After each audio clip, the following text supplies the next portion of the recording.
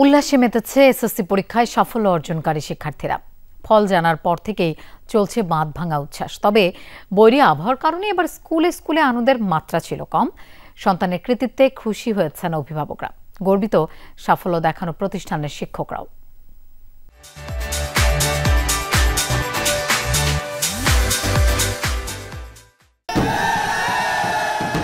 অবসান হয়েছে প্রতীক্ষার।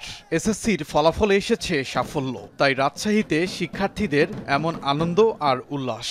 আমরা আমাদের যে কষ্টটা করেছি ওটার ফলাফলটা আমরা শেষ পর্যন্ত পেয়েছি, আলহামদুলিল্লাহ। কৃতিত্ব অফকোর্স প্রথমে আমি মা বাবাকে দিতে হবে, তারপর আমার শিক্ষকরা আছেন, আসলেও তাদের পরিশ্রমের বদৌলতেই আমরা এত ভালো করতে পেরেছি। টার্গেট ছিল এবার 1270, কিন্তু এবার একটু কোয়েশ্চেন তুলনামূলক টাফ, তাই 1250 আনন্দ খুব ভালো। দুপুর 2টার দিকে আনুষ্ঠানিকভাবে ফলাফল ঘোষণা করা হয়। তার আগেই অনেক শিক্ষার্থী পৌঁছে যায় নিজ প্রতিষ্ঠানে, কারো বা চোখ ছিল মোবাইলে। সাফল্য অর্জনের খবর জানার পর বাঁধভাঙা উল্লাসে মেতে ওঠেন ছাত্রছাত্রীরা। টোটাল 1300-র মধ্যে 1256 পেয়েছি, যেটা আমার জন্য অনেক গর্বের। অন্যরকম পরিবেশে এবার আমরা পরীক্ষা দিছি, অন্যরকম প্রশ্নের মধ্য দিয়ে পরীক্ষা দিছি। আলহামদুলিল্লাহ সকল পরীক্ষাতে আমরা খুবই ভালো করেছি। সন্তানের সাথে শিক্ষা প্রতিষ্ঠানে যান অনেক অভিভাবক, তারাও ছিলেন উদ্বিগ্ন। তবে ফল জানার পর অবসান হয় সব।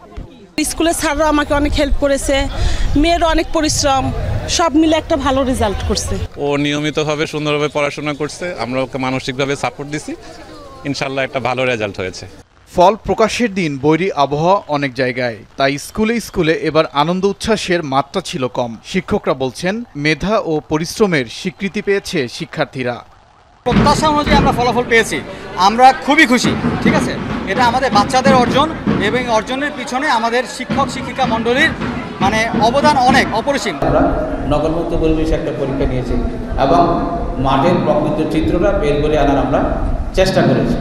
এসএসসিতে উত্তীর্ণ শিক্ষার্থীদের সামনে এখন কলেজ ভর্তির প্রস্তুতি। ওবায়দুর রহমান, যমুনা নিউজ।